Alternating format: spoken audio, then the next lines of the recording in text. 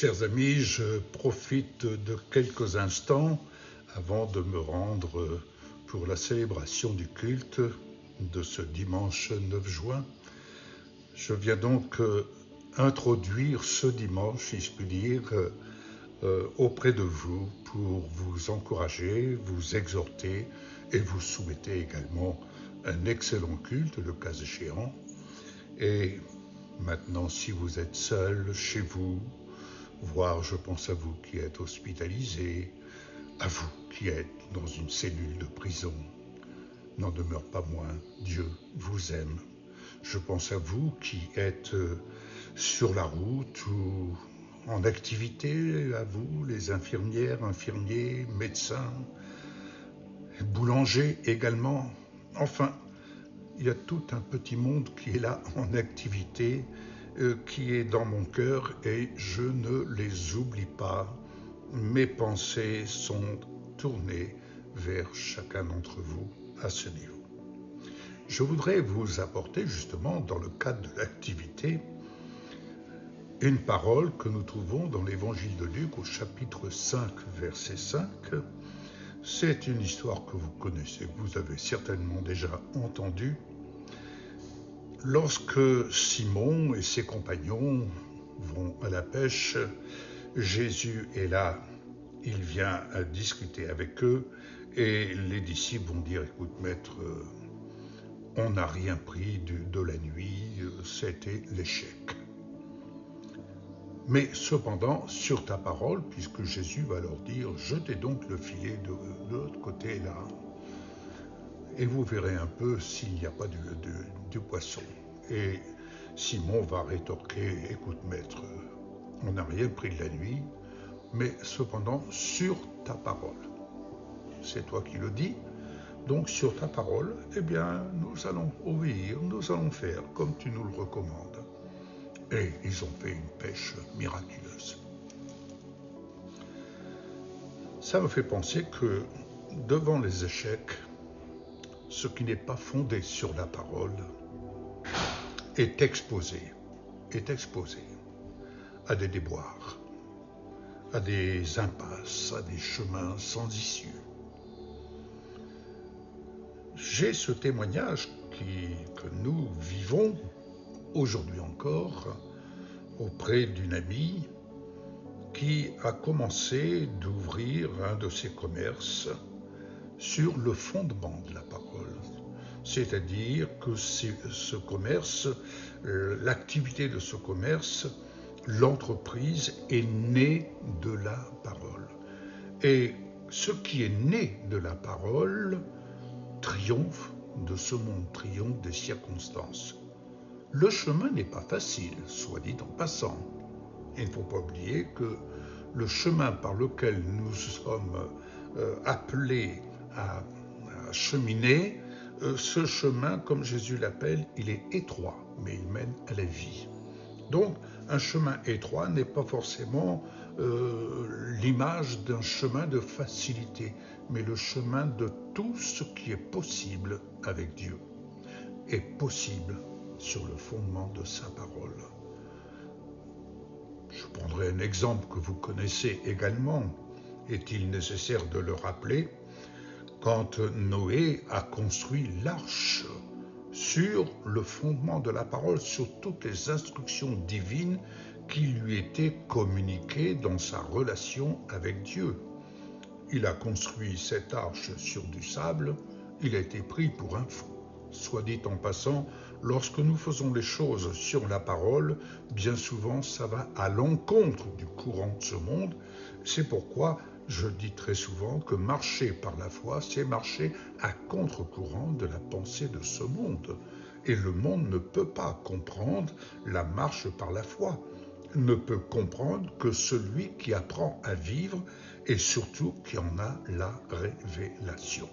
Oui, la parole se révèle dans notre cœur pour agir.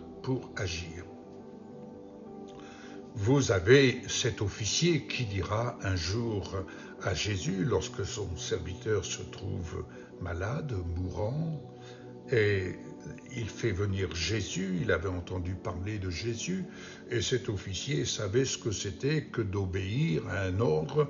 Lui-même avait des soldats sous ses ordres, et lorsqu'il donnait un ordre, les soldats l'exécutaient sans discuter, sans broncher.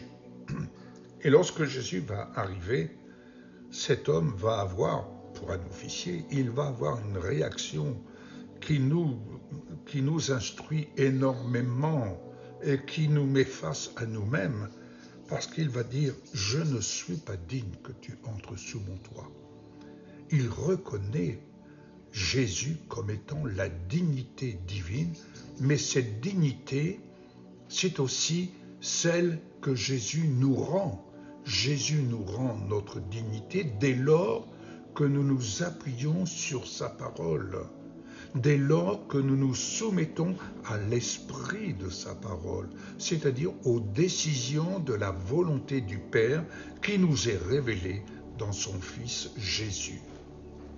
Et c'est ainsi qu'il dira « Dis un seul mot, et mon serviteur sera guéri ». Jésus va dire de cet homme « Je n'ai pas rencontré en Israël une aussi grande foi ». Bien-aimé, il est important, il est capital, et c'est le but que je poursuis au travers de ces quelques vidéos que je vous partage avec un grand plaisir, c'est de vous amener vraiment à vous appuyer sur la parole.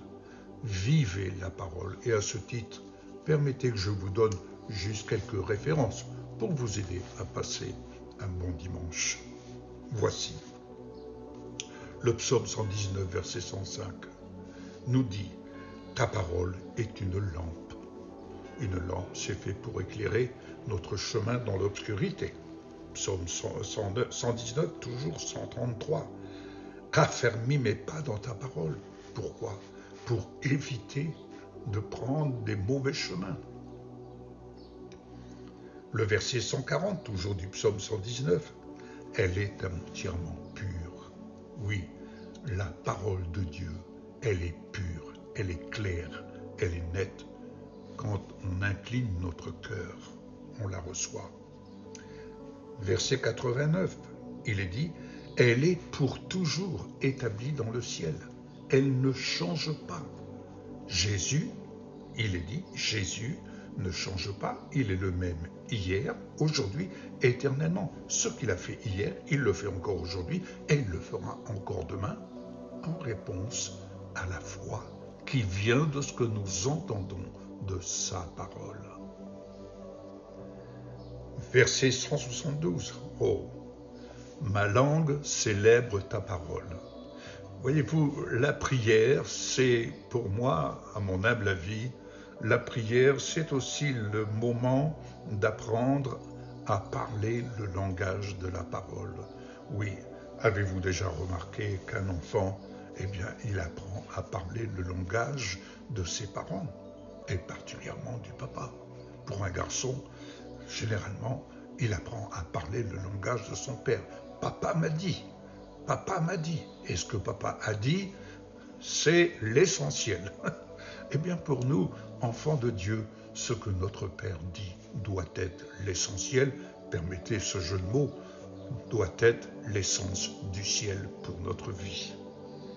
Le verset 11, ce que notre Père dit, sa parole, qui est révélée en Jésus-Christ pour nous aujourd'hui. Verset 101, j'écarte mes pas de tout mauvais chemin afin de me conformer à ta parole. Vous comprenez? Et enfin, ta parole est près de toi, dans ta bouche et dans ton cœur. Romains 10, verset 8. Alléluia. Ainsi, Jean 1, 14, la parole a été faite chair en Jésus, car Marie a pu dire, Luc 1, verset 38, que ta parole s'accomplisse pour moi. C'est ce que je vous souhaite en ce dimanche, que la parole de Dieu s'accomplisse dans votre vie. Telle est votre destinée. Au revoir et bon dimanche.